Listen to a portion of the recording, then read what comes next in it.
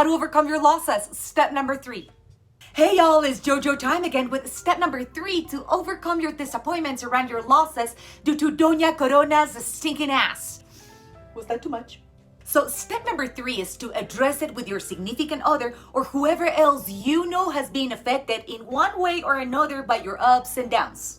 But here's the thing, you must be willing to address it objectively, because this time acting emotional or blameful, pointing out fingers ain't gonna fix anything, sister.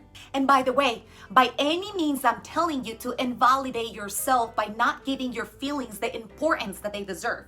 However, you already did that on step number 1, where you allowed yourself to be fully present for your emotions so that you could identify the truth of that original pain within you. So this time on step number 3, I must tell you that being emotional ain't gonna fix it. You've got to be willing to own the fact that it's you and only you the one who's been feeling that way. Because what's important for you doesn't have to be important for your significant others.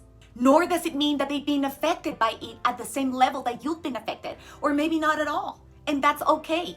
You are the only you that thinks and feels the way you do, and no one should be expected to think and feel the way you do, not even your own mother. So with that said, of course you've got to address what's been going on inside of you with your husband, your boyfriend, your roommate, even with your boss if that's the case. Meaning whoever it is that you're sharing a significant amount of time with, because most likely than not, they have also been affected by your ups and downs.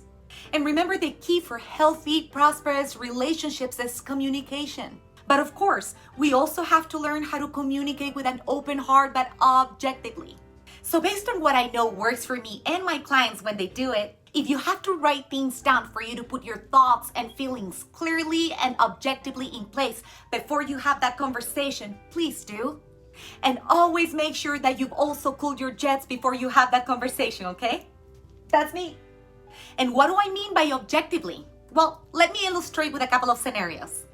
Scenario number 1.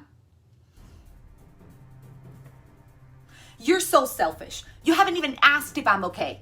You go to work, distract yourself, golfing with your peeps, and come home straight to your Xbox. You don't even notice me. And our kids are out of control because you let them do whatever they want. And I am so sick of asking you and everyone else to put your damn dishes away. You make me so mad. I'm tired of this. You need to help me. Whew. Well, that was intense. Okay. Well, instead, an objective way to communicate the exact same thing would be scenario number 2. Listen, I am going through a rough time because of this new pandemic lifestyle where it feels like I get to take care of everything and everyone on my own. And on top of that, I miss connecting with you so much. And it feels even more distant when you come home straight to your Xbox, which actually gets me to feel even more frustrated, and I end up distancing myself even more, which actually hurts a lot. I feel it would help to find some quality time for us to connect and to be truly present for each other. Maybe going on night walks after dinner, even if it's for 15 minutes. I know it would feel really good for both of us. And by the way, I also feel it would help a lot to have your support with the chores around the house so that our kids can follow your lead and listen to me because you actually got my back.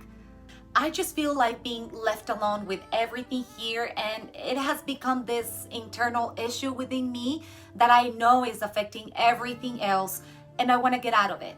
And I know that your active support would help me so much overcome this. See, okay. I mean, even saying it makes me want to high five myself. See, you can always control the direction of any conversation when you communicate objectively. If you want your spouse to help more around the house, or if you want to have more fun quality time with your significant other, especially during this isolating, challenging times, or if you need some extra cuddles and snuggles at night so that you can feel appreciated. Whatever it is, you deserve to express yourself and receive the support you need. But blaming, complaining, nagging, or demanding it like if you were entitled to it won't ever let you win that game. And trust me, if you're dating, married, or living with the right person, then this person will listen with an open heart as long as you set the tone for an objective conversation between two grown-ups. An objective conversation where you are expressing the reasons why you've been so sensitive or overreactive or quiet, distant, irritated, sad, or all of the above.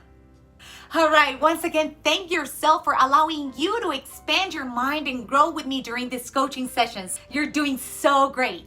I cannot express enough how grateful I am for having you all connect with me here, and can't wait to share steps number 4 and 5 to overcome that pain, that sadness, that frustration that you've been feeling around your losses due to this pandemic or any other challenging circumstance you may be facing.